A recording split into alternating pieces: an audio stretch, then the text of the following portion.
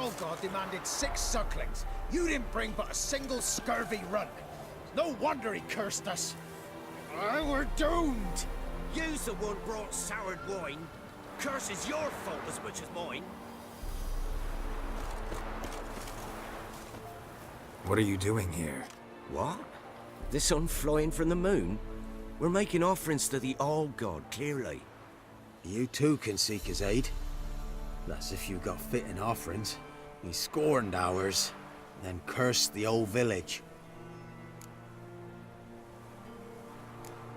The All-God, you call him. First I've heard. Is some new deity?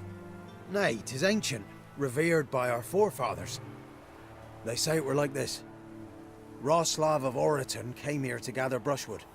And suddenly, for no reason, a bush burst into flame. Then, Roslav heard a voice from the ground, demanding offerings and obedience. We've been coming here since then, bearing gifts, in exchange for which the All-God watches over us, keeps us from evil. Mm-hmm. Plain to see that. So, what's wrong with your offerings? You needn't mock us. You can see right well we brought scraps. Before the war, I wouldn't give this such to me elms. But what can we do? Such are the times. And they're like to get worse.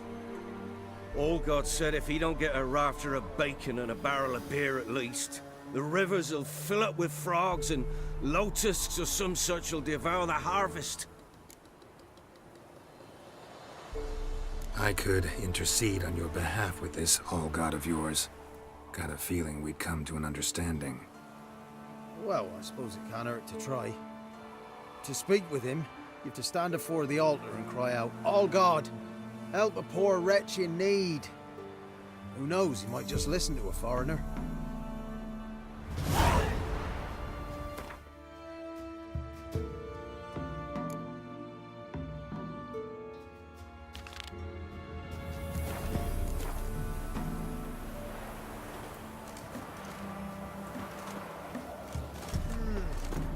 Oh, All-God, help a poor wretch in need. Pretty please. How dare you disturb my divine rest, mortal? I dare disturb it because I want your divine self to lift the, curse you cast. Those peasants really don't have. They must bring worthy offerings or they shall face drought, driving hail, earthquakes, avalanches. I have spoken. Avalanches? Here? How would that work? No answer from the All-God. Fine. We can finish our conversation when I find him. Voice came from underground.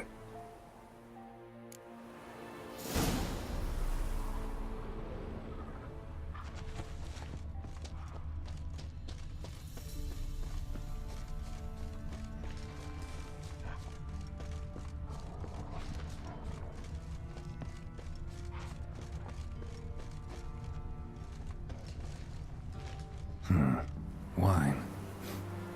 Or more like vinegar. Someone drank it anyway. Could follow the scent.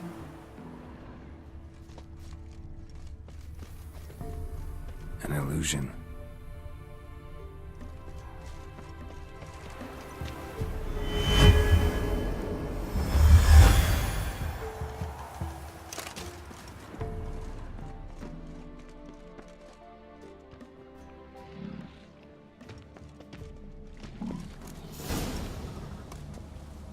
What? Who dares disturb my divine being? Geralt of Rivia. Pleasure. Expected the All-God to be corporeal in form, but never thought he'd be corpulent. Fattened up nicely at those peasants' expense. Expense? Expense? Not a word about the help I give in return. Blessings, absolutions, enlightened advice. Believe me, these folks need all of it. I'd watch over them still if they fulfilled their end. But lately they offer these pathetic scraps. That they steal from the mouths of their children, and to make matters worse, you cast a curse on them. And I'll not lift it till they bring me worthy offerings. I'm to settle for curds and whey?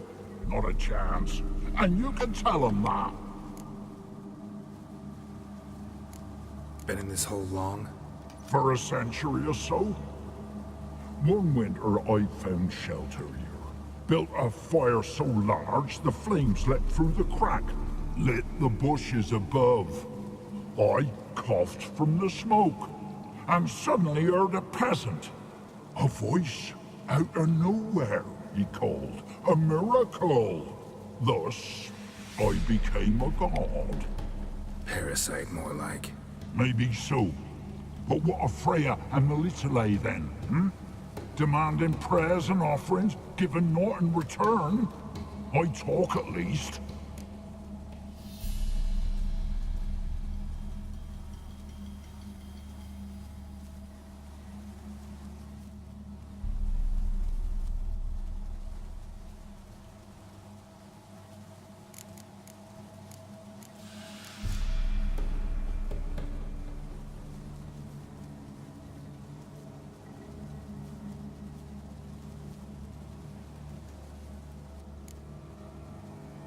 Listen here, Lord Ass. You're gonna be satisfied with what you get, or I'll feed you to the ravens. Plowing reformers. No, fine, fine. I'll sup more modestly. But just till the end of the war, not one day longer.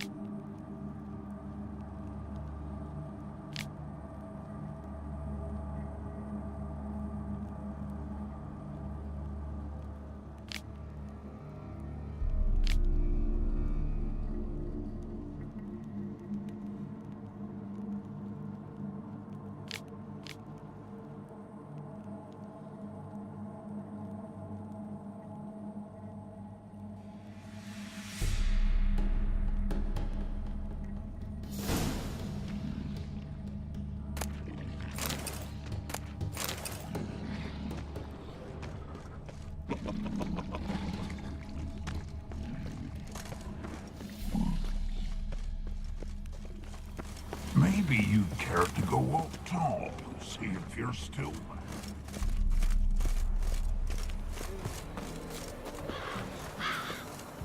Anything new? Talk to your old god, face to face. And will he show us mercy? He will. Promise to be pleased with whatever you bring. I told you. I told you the All God's merciful, understanding. Thanks, Witcher.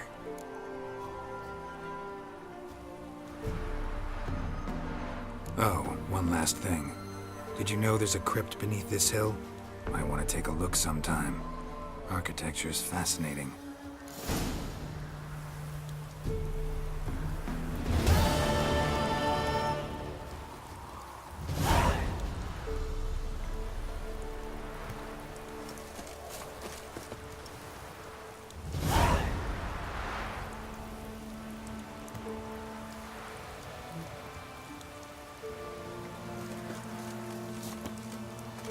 Can't be in two places at once, can I?